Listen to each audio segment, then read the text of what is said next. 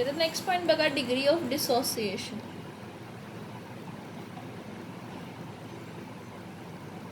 आता डिसोसिएशन काय आहे, कन्सिडर करा एखादा पर्टिक्युलर HA आहे, ॲसिड आहे. हा HA ॲसिड आहे, तर हा जर डिसोशिएट झाला, मी मग कन्सिडर करते तो वीक आहे, तर तो कशामध्ये कन्वर्ट होणार आहे, H प्लस प्लस कशामध्ये कन्वर्ट होणार, तर A मायनस. डिसोसिएशन झाला तर त्याचं कशामध्ये कन्वर्ट होणार आहे, H प्लस आणि A मायनस. मग मला ह्याचं डिग्री ऑफ डिसोसिएशन फाईंड करायचं आहे. म्हणजे काय की फॉर एक्झाम्पल हा 100% होता स्टार्टिंगला, जर हा 100% आहे तर स्टार्टिंगला हा 0% असणार आहे, 0% असणार आहे. आफ्टर सम टाईम, म्हणजे मी म्हणते 1 तास झाला, 1 तासानंतर ना हा 60%च राहिला आहे, म्हणजे हा 40% काय झालेला आहे, डिसोशिएट झालेला आहे. हा डिग्री ऑफ डिसोसिएशन, मी जे टक्केवारी म्हणते हे डिग्री ऑफ डिसोसिएशन. आता हा डिग्री ऑफ डिसोसिएशन कसा काढला, तर सगळ्यात पहिलं डिग्री ऑफ डिसोसिएशनला रिप्रेझेंटेड कर अल्फा लेटरनं. डिग्री ऑफ डिसोसिएशन कशानं रिप्रेझेंट करतात, तर अल्फा या लेटरनं. पण डिग्री ऑफ डिसोसिएशन अल्फा हा कसा आपण म्हणतो, number of moles dissociated divided by total number of moles.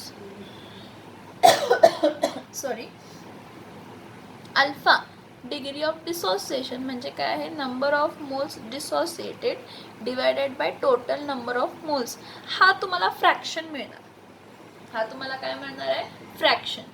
मग पर्सेंट डिसोसिएशन म्हणजे अल्फा, मी पर्सेंटेज म्हणलं 40% डिसोसिएट झालं म्हणून, पर्सेंट डिसोसिएशनला काय करणार आहे, number of moles dissociated, spellings एखादे चुकले असतील तर sorry, number of moles dissociated divided by total number of moles into काय करणार, 100 करणार, इंटू काय करणार, 100 करणार. म्हणजे आपल्याला काय मिळणार आहे, percent dissociation, percent degree dissociation, degree of dissociation. फक्त अल्फा म्हणजे डिग्री ऑफ डिसोसिएशन आहे, अल्फा आणि पुढे पर्सेंट असेल तर पर्सेंट डिग्री ऑफ डिसोसिएशन आला. इथं मला फ्रॅक्शन मिळणार, इथं मला पर्सेंटेजमध्ये मिळणार, इथं नंबर ऑफ मोल्स डिसोसिएटेड मिळणार divided by total number of moles. I give you one example. Consider की HA आहे, तो डिसोसिएट झाल्यावर काय देतोय, H प्लस आणि काय देतोय तर प्लस A मायनस. स्टार्टिंगला तो 2 मोल आहे आणि तो डिसोसिएट झालेला नाही, काहीच डिसोसिएट झालेलं नाही आहे. आफ्टर सम टाइम तो डिसोसिएट झाला, किती मोल डिसोसिएट झाला, 1 मोल डिसोसिएट झाला. किती मोल डिसोसिएट झाला, 1 मोल डिसोसिएट झाला. मग जर तो 1 मोल डिसोसिएट झाला असं मी कन्सिडर करते आहे, तर नंबर ऑफ मोल डिसोसिएट किती असणार आहे, 1. टोटल नंबर ऑफ मोल्स किती असणार आहे, 2. म्हणजे तुमचा डिग्री ऑफ डिसोसिएशन किती असणार आहे, 0.5. आता पर्सेंटेज म्हणजे ह्याला मल्टिप्लाय बाय काय करणार, 100. म्हणजे इथं डिग्री ऑफ डिसोसिएशन किती पर्सेंट येणार, 50%. म्हणजे 2 मोल HA होता, त्यातला एकच मोल डिसोशिएट झाला. 1 मोल जर डिसोशिएट झाला तर राहिले 1 मोल, ठीक आहे, पण आपल्याला डिग्री ऑफ डिसोसिएशन काढायचं आहे. मग डिग्री ऑफ डिसोसिएशन आपण कसं म्हणणार आहे, alpha is equals to number of moles dissociated divided by total number of moles. Number of mole dissociate 1 mole झाला, मोल्स किती होते, 2 मोल होते, मग 1/2 म्हणजे 0.5, 0.5 इंटू 100 म्हणजे किती आले तर 50%. हा पर्सेंट डिसोसिएशन झाला. काय झाला, हा पर्सेंट डिसोसिएशन. आता जे काही तुम्ही डिग्री ऑफ डिसोसिएशन घेतलाय, हां, त्याचं जर C हा मोलार कॉन्सन्ट्रेशन आहे, म्हणजे कॉन्सन्ट्रेशन तुम्ही कशामध्ये मेजर करताय, C म्हणजे कसा पण असतो, मोलॅरिटी असू शकतो, मोलॅलिटी असू शकतो, काहीही असो. तरी काय म्हटलं, जर C मोलार कॉन्सन्ट्रेशन आहे, इफ C काय आहे तुमचा, मोलार कॉन्सन्ट्रेशन कशाचा, electrolytes. If C is the molar concentration of what, electrolyte. जर C हा तुमचा मोलार कॉन्सन्ट्रेशन आहे इलेक्ट्रोलाइटचा, तर तुमचा इक्विलिब्रियम कॉन्सन्ट्रेशन कसा येणार, इक्विलिब्रियम कॉन्सन्ट्रेशन कसा येणार, काय करणार, मल्टिप्लाय करणार फक्त जो काही डिग्री ऑफ डिसोसिएशन आहे इंटू काय करायचं, C. Degree of dissociation into काय करायचं सी, अल्फा इंटू सी. याचं युनिट काय येणार आहे मोल पर डीएम क्यूब, कारण मोलर कॉन्सन्ट्रेशन म्हटलं ना, मोलार मोल पर डीएम काय येणार आहे मोल पर डीएम क्यूब. आता बघा ह्या नेक्स्ट बघा ॲसिड, आता बघा weak acid weak base, strong acid strong base हे सगळं म्हणतो. पण काय आहे एखादा सबस्टन्स ॲसिड आहे किंवा एखादा सबस्टन्स बेस आहे, हे आपण काय करतो, एखादा सबस्टन्स ॲसिड आहे किंवा एखादा सबस्टन्स बेस आहे हे आपण जाणण्यासाठी काय करतो, खूप सारे लॉजिक्स यूज करतो, खूप सारे थिअरीज यूज करतो, खूप सारे काय यूज करतो थिअरीज यूज करतो. लेविस थिअरी आहे, लॉरी ब्रॉन्स्टेड थिअरी आहे, आर्हेनियस थिअरी आहे. आता तेच थिअरी आपण बघायची. नेक्स्ट बघा नेक्स्ट पॉईंट आहे ॲसिड अँड बेस. आता जर आपल्या लाईफमध्ये ॲसिड आणि बेस म्हटले तर कॉमन लाईफमध्ये खूप सारे ॲसिड आणि बेसेस आहेत. आता ॲसिड बघा हां, आपलं नॉर्मल विनेगर ऐकलं आहे, विनेगर चिकन धुतो आपण त्यानं, विनेगर त्यामध्ये कोणता ॲसिड असतो ॲसिटिक ॲसिड, किंवा क्लिन्झिंग पर्पजसाठी पण विनेगर वापरतो आपण, किंवा जर्म्स किल करण्यासाठी पण विनेगर वापरतो. खट्टी चीज आहे म्हणजे सिट्रिक ॲसिड कशामध्ये असतो, लेमन म्हणजे निंबू, सिट्रिस फूड कोणकोणते आहेत, ऑरेंज कोणता आहे ऑरेंज, जेवढ्या काही खट्टी वस्तू आहेत ना खट्ट, त्यामध्ये कोणता ॲसिड असणार आहे सिट्रिक ॲसिड. त्यानंतर ना आपल्याला जळजळतं म्हणजे ॲसिडिटी झाली आपण म्हणतो, त्या ॲसिडिटीसाठी आपण अँटासिड घेतो, मैग्नीशियम हाइड्रोक्साइड, खाने का सोडा पानी मिक्स करेंगे हम लोग कभी कभी. त्यानंतर ना अमोनिया पण बघा काय आहे, ॲसिड आहे का बेस आहे आपण बघूया. पण अमोनिया हा ॲक्च्युली बेस आहे. आता का बेस आहे ते आपण बघूया नंतर ना. हा आपण क्लिन्झिंग पर्पजसाठी वापरतो अमोनिया. आपले जे हे असतात ना ब्लिचिंग एजंट आपले केसांमध्ये वापरतो. त्यानंतर ना आणि काय सांगू शकतो, टॅमरिंड म्हणजे कोण रे, टॅमरिंड म्हणजे कोण असते काय, चिंच, त्यामध्ये कोणता ॲसिड असतो टार्टरिक ॲसिड. हे आपल्या नॉर्मल लाईफमधले ॲसिड्स आणि बेस. नॉर्मली आपण ॲसिड्स आणि बेस असं म्हणतो, पण ॲसिड आणि बेसला आपण कसं म्हणतो, ॲसिड आणि बेसला आपण नॉर्मल लॉजिकली म्हणतो की जर ब्लू लिटमस रेड झाला तर तो ॲसिड आहे, किंवा रेड लिटमस ब्लू झाला तर तो बेस आहे, किंवा जी आंबट ज्या गोष्टी आहेत, आंबट काय आहे आंबट आता सोर आंबट ज्या गोष्टी आहेत त्या ॲसिड्स आहेत. आणि बिटर तुरट ज्या गोष्टी आहेत ते काय आहेत तर बेस आहेत. दरवेळी काय आपण सगळ्या ॲसिड आणि बेसला चाटून सांगू शकतो का हा ॲसिड आहे किंवा हा बेस आहे म्हणून, नाही सांगू शकत. म्हणून आपण थोडे थिअरीज टाकलेले आहेत. तर कोणते कोणते थिअरीज आहेत बघा. सगळ्यात पहिला बघा Arrhenius theory.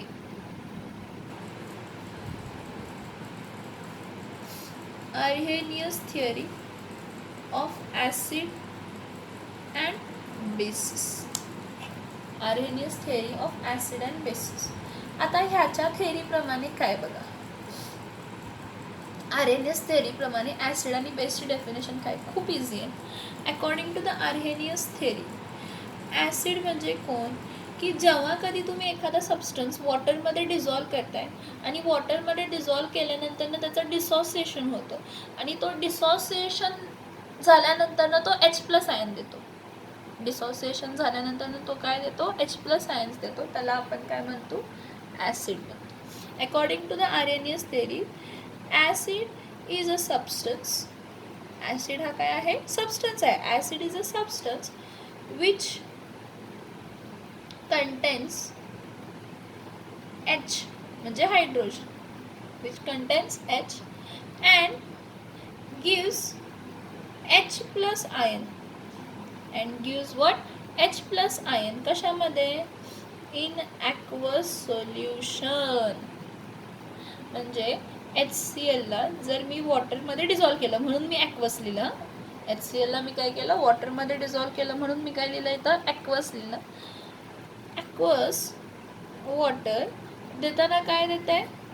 H plus dissociate झालं Cl मायनस. तर बघा सिंगल ॲरो दिलं. सिंगल ॲरो दिलं आहे म्हणजे हा कसला इलेक्ट्रोलाइट आहे? स्ट्रॉंग आहे. इलेक्ट्रोलाइट हा स्ट्रॉंग आहे आणि H प्लस आयन्स देतोय म्हणजे ॲसिड. का? According to the Arrhenius theory, ज्यामध्ये H आहे आणि तो वॉटरमध्ये डिझॉल्व झाल्यानंतर डिसोशिएट होऊन H प्लस आयन देतो. डिसोशिएट होऊन कोणता आयन देतो? H प्लस आयन देतो. त्याला आपण काय म्हणतो? ॲसिड म्हणतो. आणि बघा आता हा CH3COOH ॲक्वस म्हणजे ॲसिटिक ॲसिडला पाण्यामध्ये डिझॉल्व केलं. पण ह्याला मी 2 ॲरो देणार कारण हा वीक आहे ना. मग वीक जर असेल, ॲसिड वीक जर असेल तर त्याला 2 ॲरो देतो. सॉरी 2 ॲरो आहेत आपल्याला. हा देताना काय देणार?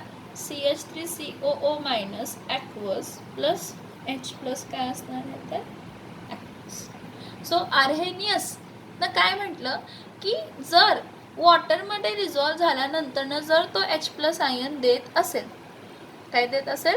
H प्लस आयन देत असेल आणि काय होतो की तो H प्लस आयन्स कशाबरोबर कंबाईन होतात? वॉटर बरोबर येतात, कंबाईन होतो. आणि वॉटर काय देतो? हायड्रेटेड आयन, हायड्रोनियम आयन म्हणतो आपण त्याला. काय देतो? हायड्रेटेड आयन म्हणजे हायड्रोनियम आयन. कोणता? H3O plus. काय?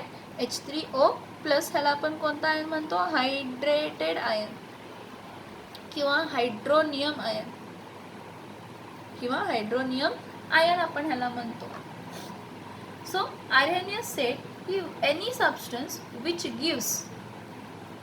any substance when dissolved in water gives H plus ion and this H plus ion combines with water and give hydrated ion or hydronium ions are called as an acid. आता बघा आपल्या बॉडीमध्ये stomach आहे.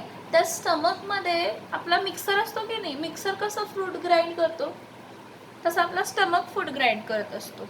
आणि त्या food grinding प्रोसेसला मदत करणारा एक ज्यूस असतो आणि त्या ज्यूसला आपण काय? गॅस्ट्रिक ज्यूसेस म्हणतो. आणि तो गॅस्ट्रिक ज्यूसमधला एक ज्यूस म्हणजे हायड्रोक्लोरिक ॲसिड असतो. तो गॅस्ट्रिक ज्यूसमधला एक ज्यूस म्हणजे कोण असतो तर हायड्रोक्लोरिक ॲसिड असतो. HCl आपल्या स्टमकच्या म्युकस लायनिंगमधून सिक्रेट होत असतो आणि तो काय करत असतो तर ब्रेकडाऊन, फूड जो आपण खातो त्याला ब्रेकडाऊन करण्यासाठी, त्याचा चुरा करण्यासाठी तो स्टमकमध्ये काय करत असतो? मदत करत असतो. पण आपण म्हणतो HCl हा आपल्या स्टमकमध्ये डायजेशन प्रोसेससाठी काय आहे तर इम्पॉर्टंट. HCl हा आपल्या स्टमकमध्ये डायजेशन प्रोसेससाठी इम्पॉर्टंट. जसं आपण ॲसिडचं बघितलं तसं बेसची पण डेफिनेशन असणार आहे. बेसची डेफिनेशन काय असणार सांगा रे बाळांनो? बेस म्हणजे काय असेल सांगा?